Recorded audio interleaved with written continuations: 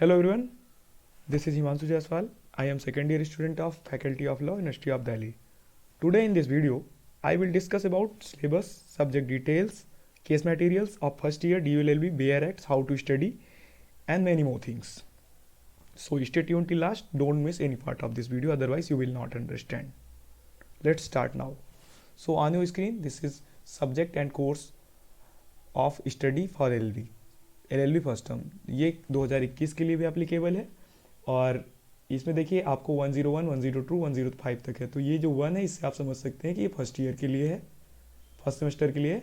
201 ये second semester के लिए है। यहाँ पे आपको 5 सब्जेक्ट मिलते हैं।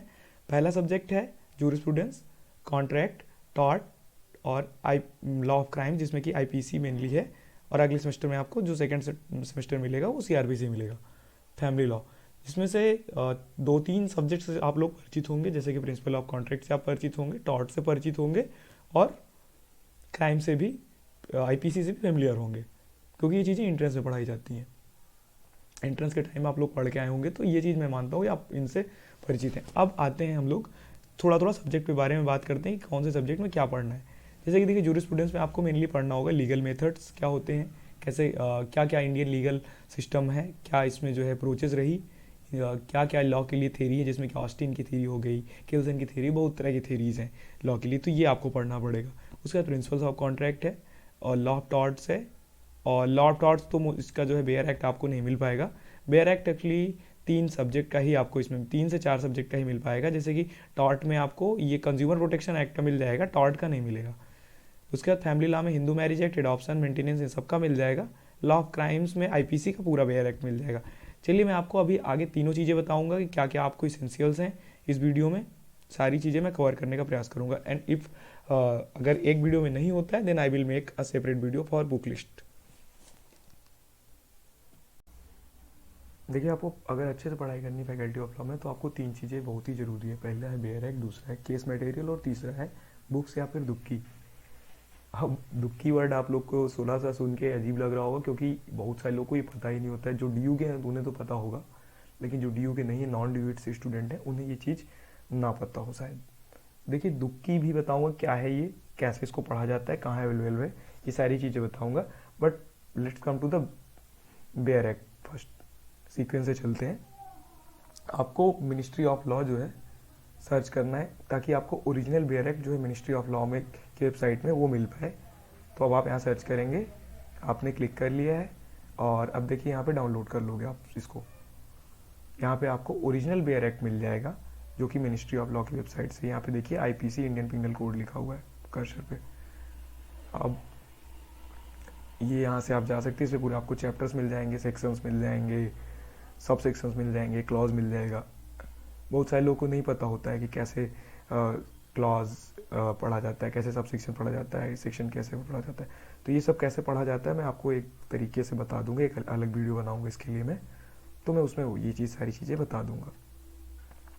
अच्छा, आप लोगों को तो पता तो होगा कि किसने लिखा है बेयर एक्ट, क्योंकि आप लोगों ने भी तैयारी के टाइम तो पढ़ा होगा।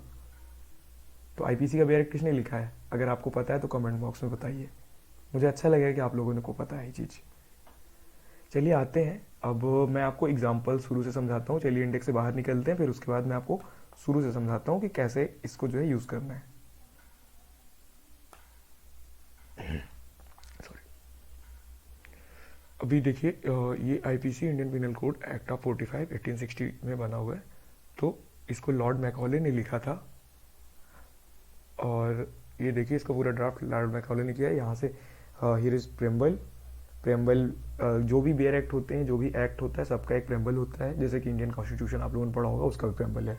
इसी तरह हर एक बेयर एक्ट का एक प्रेम्बल होता है। और शुरुआत के जो 4-5 सेक्शन होते हैं उसमें आपको मिल जाता है title, extent, operation of the code, punishment for obstruction, या फिर किस एक्सटेंट तक है, territorial jurisdiction, extra territorial jurisdiction, ये सारी चीज़ें आपको मिल जाती हैं। और फिर उसके बाद स्टार्टिंग में आपको वर्ड्स की डिफिनीशन होगी, जो कि इसमें बार बार यूज किया गया होगा। जैसे कि मैन एंड वोमेन इसके हिसाब से डिफाइन है, या फिर आप देखिए पब्लिक वर्ड जहाँ आगे यूज किया गया होगा तो वो आपको डिफाइन होगा। बहुत देखिए bare act as it is होता है, जैसे कि उन्होंने लिखा है, जो राइटर ने एज इट इज़ लिख दिया है उसी फॉर्म में आपको मिलेगा। लेकिन बहुत सारे अमेंडमेंट्स होते रहते हैं, तो कई सारी चीज़ें इंसर्ट की जाती, कई सारी चीज़ें सब्सट्रैक्ट की जाती हैं। जैसे कि मैं अब आपको लेके चलता हूँ डायरेक्टली, आप लोगों को बहुत सारा सेक्शन सुना होगा। मान लीजिए आप लोगों ने चलिए, मैं आप लोग फेमिलियर होंगे रेप से, तो बहुत फेमिलियर होंगे रेप के सेक्शन से। 376 में डायरेक्टली लेके चलता हूँ आप पे।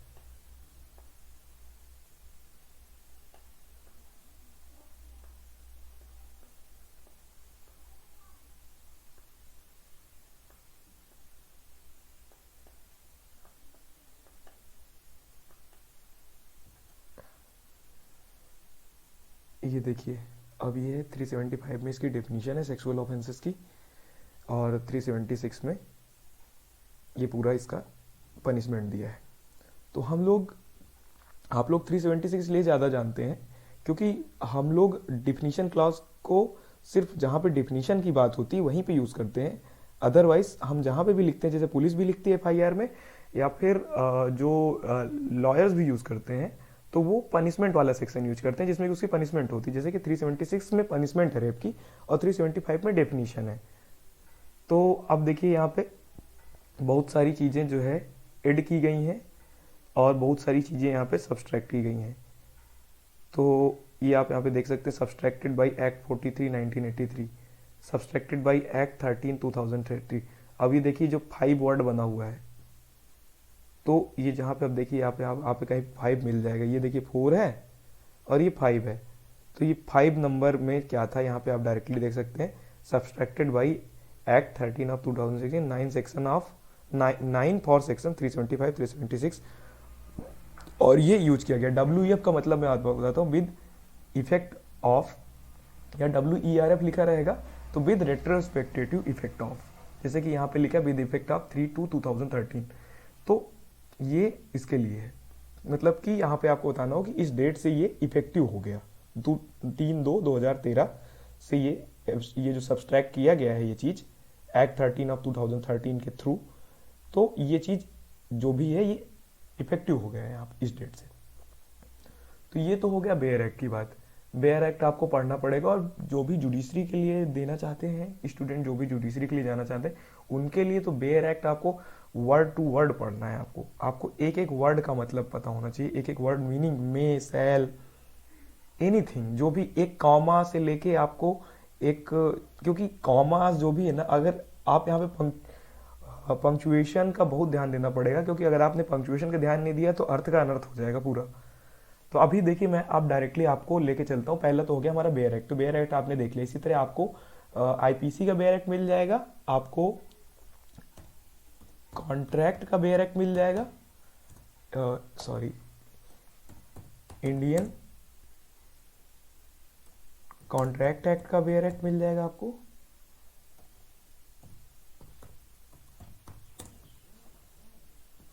इंडियन कॉन्ट्रैक्ट एक्ट का आपको बेयर एक्ट मिल गया, ये डाउनलोड कर लीजिएगा। इसके अलावा आपको जो है टॉर्ट का और जूरिस्प्रूडेंस का बेयर एक्ट नहीं मिलेगा आपको। देखिए इसका जूरिस्प्रूडेंस का आपको बेयर एक्ट नहीं मिलेगा। जूरिस्प्रूडेंस में मोस्टली हम डिस्कस करते हैं लीगल सिस्टम के बारे में, थ्योरीज क्या है लॉ की, इसके बारे में डिस्कस होता है। टॉर्ट का कोई बेयर एक्ट नहीं, क्योंकि ये जो है इंग्लैंड का है, और यहाँ पे एज इट इज़ कन्वेंशंस के थ्रू या जो भी थे वहाँ पे चल रहे थे लॉज, तो उसके थ्रू वहाँ पे हो गया। लेकिन हाँ, इसका है ही कंज्यूमर प्रोटेक्शन एक्ट का, आपको इसका बेयर एक्ट मिल जाएगा। फैमिली लॉ का आपको बेयर एक्ट मिल जाएगा, हिंदू मैरिज एक्ट का बेयर एक्ट मिल जाएगा, एडॉप्शन एंड मेंटेनेंस का बेयर एक्ट मिल जाएगा, माइनॉरिटी एंड गार्जियनशिप का बेयर एक्ट मिल जाएगा। मुस्लिम लॉ ऑफ मैरिज, इसलिए मुस्लिम लॉ का बेयर एक्ट तो ऐसा कुछ है नहीं, पर आपको इनको बुक से पढ़ना पड़ेगा, क्योंकि ये डायरेक्टली जो भी डिवाइन बुक्स हैं उनसे इंटरप्रेटेड है, इस वजह से आपको इसका बेयर एक्ट नहीं मिलेगा। तो ये यहाँ पे आपको ये सारी चीज़ें मिल गई, कवर हो गई। अब मैं आपको बेयर एक्ट के बाद अब मैं आपको बताता हूँ केस मटेरियल क्या है। तो चलिए मैं केस मटेरियल डिस्कस करता हूँ। तो आपको फैकल्टी ऑफ लॉ का जो है केस मटेरियल आपको ऐसे सर्च करना है, केस मटेरियल DU। आप ऐसे सर्च करोगे, आपको ये जो पहली वाली वेबसाइट आएगी ना, तो फैकल्टी ऑफ लॉ की जो वेबसाइट है ये आपको खुल जाएगी। मैं आपको नीचे लिंक डिस्क्रिप्शन पे दे दूंगा अगर आपको ढूंढने में दिक्कत हो रही है। अब देखिए ये यहाँ पे अभी देखिए ये डी का एक चीज़ आपको बहुत अच्छा मिलेगा कि डी जो है हमेशा अपडेट करता रहता है चीज़ों को। अभी देखिए इन्होंने 401 402, ये आप 4 से आप क्या समझ रहे हैं, 4 से समझ रहे हैं कि चौथे सेमेस्टर के लिए, फोर्थ सेमेस्टर के लिए है ये। इसी तरह यहाँ पे देखिए 601 सिक्स सेमेस्टर के लिए, 602 ये सिक्स सेमेस्टर के लिए है। अब हम थोड़ा सा नीचे डाउनलोड देखते हैं और देखिए क्या क्या आया हुआ है। अरे वाह, बहुत अच्छा है यार, आप लोग का भी आ गया, फर्स्ट सेमेस्टर का भी तो आ गया है आप लोग का। तो अब आप लोग जो है जल्दी जल्दी इनको डाउनलोड करिए, मैं आपको लिंक जो है नीचे डाल दूंगा डिस्क्रिप्शन में, और तुरंत जाइए और इनको डाउनलोड करके इनको पढ़ना समझना चालू कर दीजिए। प्रिंट आउट करा लीजिए, ज़्यादा बेटर है, बाकी प्रिंट्स भी मिल जाते हैं पटेल चेस्ट में आपको। और कई सारे जो है नंबर्स या फिर फोटो कॉपी वाले हैं जो कि उनके नंबर भी में आपको ग्रुप्स में मिल जाएंगे, तो वो वहाँ से आप प्रिंट करा सकते हो। अभी देखो यहाँ पे आपको डाउनलोड कर लेना, मैं आपको बता देता हूँ कि पढ़ना कैसे है इनको। ये यहाँ पे लॉ ऑफ क्राइम्स को मैं डाउनलोड करता हूँ, चलिए ये डाउनलोड कर लिया है, ये ओपन हो गया। अब आपको यहाँ पे ये देखिए सारे टीचर्स हैं हमारे जिन्होंने इसको बनाया है। इनमें से कुछ ने मेरी क्लास भी ली, मैंने उनसे पढ़ाई की है। और वेद कुमारी मैम तो अब नहीं है, अब तो वो कहीं दूसरी जगह चली गई हैं किसी और सेंटर में। पर ये सारी अभी भी जो है आप लोग को ये सारे मैम जो है आपको मिल जाएंगे, यहाँ पे सारे प्रोफेसर्स मिल जाएंगे और अलग अलग सेंटर में। यहाँ पे पूरा कोर्स का पहले ऑब्जेक्टिव होगा कैसे पढ़ना है, क्या करना है। यहाँ पे भले ही लर्निंग आवर आपको लिखा हुआ है कि 180 डेज़ में है, लेकिन अब चूंकि कोविड की वजह से काफ़ी सेमेस्टर शॉर्ट हो गए हैं, तो हम लोग को भी बहुत कम टाइम मिला था, आप लोग को भी बहुत ही कम टाइम मिलेगा, और उसी कम टाइम में आपको अच्छे से मैनेज करना पड़ेगा। यहाँ पे आपको जो है प्रिस्क्राइब्ड बुक्स हैं कि बुक्स क्या क्या हैं, मैं बुक्स भी आपको बता दूंगा बाद में। तो पहले आपको देखिए ये यहाँ पे सिलेबस मिल जाएगा आपको। सिलेबस में ये जो इसी के साथ सिलेबस अटैच होता है, इसके लिए 5 लेक्चर्स हैं, लेक्चर शेड्यूल होता है टोटल कि कितने सेक्शन में कितना किसको क्या कितना पढ़ाना है। अब यहाँ पे आप थोड़ा सा डाउन जाएंगे तो आपको पूरा यहाँ पे 2 पेज में आपको लिस्ट मिल जाएगी सिलेबस आपको हर एक सब्जेक्ट का। और यहाँ पे सबसे अच्छी चीज़ होती है कि जैसे कि अब मान लीजिए कि आपको सेक्सुअल ऑफेंसेस हो गया या फिर आपको किडनैपिंग एब्डक्शन से रिलेटेड है, तो किडनैपिंग एंड एब्डक्शन का आपको पहले यूनिट में आपको पहले इनका पढ़ाया जाएगा कि ये होता क्या है, क्या सेक्शन, इसके क्या इंग्रेडिएंट्स हैं। इस पे ऊपर जैसे यहाँ पे 4 लेक्चर है, तो अभी आपके फैकल्टी के ऊपर है कि कितनी फैकल्टी कौन सा लेक्चर लेती है। फिर उसके बाद आपका यहाँ पे अब उसके नीचे जो है उसी से रिलेटेड केस होंगे, जैसे कि S Varadarajan versus state of Madras, ये है AIR साइटेशन है, ऑल इंडिया रिपोर्ट साइटेशन 1965, और ये रिपोर्टर होते हैं, ऑल इंडिया रिपोर्टर है। इसी तरह SCC और सुप्रीम कोर्ट केसेस हैं, ये देखिए यहाँ पे, तो ये आपको मिल जाएगा यहाँ पे। अब ये यहाँ पे 3 केसेस हैं, Thakorlal D Vadgama versus state of Gujarat, तो ये सारे किडनैपिंग एंड एब्डक्शन से रिलेटेड केसेस होंगे। तो ये चीज़ तो हो गई केसमेट। अब मैं आपको देखिए दिखा देता हूँ केसेस कैसे होते हैं। अब जैसे कि आप यहाँ पे देख लीजिए जो रियल जजमेंट है, रियल जजमेंट भी आपको मिल जाएगा, इंटरनेट पे अवेलेबल है। पहले तो अब इंटरनेट नहीं होता तो लोगों को बड़ी बड़ी लाइब्रेरियाँ रखनी पड़ती थी, लेकिन हम लोग को जैसे बड़ी बड़ी लाइब्रेरियाँ हमने देखी हैं वहाँ होती थी। जैसे कि अब देखिए ये पहला केस है आपका, state of Maharashtra versus Mayer Hans George.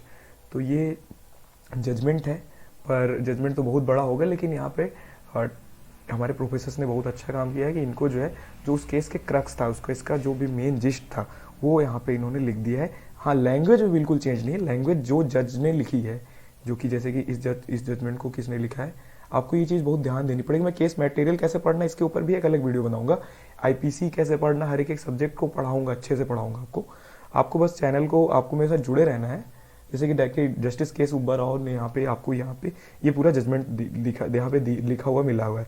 अब आपको यहाँ नीचे जो है पूरा इसको पढ़ना है, आपको बढ़िया हाइलाइटर लेके बैठना है, एक एक पॉइंट आपको टीचर पढ़ाएंगे, अगर टीचर नहीं पढ़ाते हैं तो आपको खुद से पढ़ना है और उसको जो है याद करना है ये चीज़ें। अभी मैं आपको बताऊंगा कि कैसे इसमें से इसको पढ़ के कैसे अच्छे मार्क्स लाना है, ये सारी चीज़ें भी मैं आपको बताऊंगा। तो ये हो गई हमारी बात, हो गई केसमेट की। अब हम बात करते हैं तीसरी चीज़ है हमारी बुक्स या दुक्की। तो उसके लिए मैं सोच रहा हूँ कि वीडियो काफ़ी लंबी हो रही है, मैं आपको एक अगले वीडियो में, जिसका लिंक मैं इस वीडियो के डिस्क्रिप्शन में दे दूंगा बाद में, आप उस बुक लिस्ट को वहाँ से आप एक बार जो है देख लीजिएगा, और अगर आप चाहें तो परचेज भी कर सकते हैं।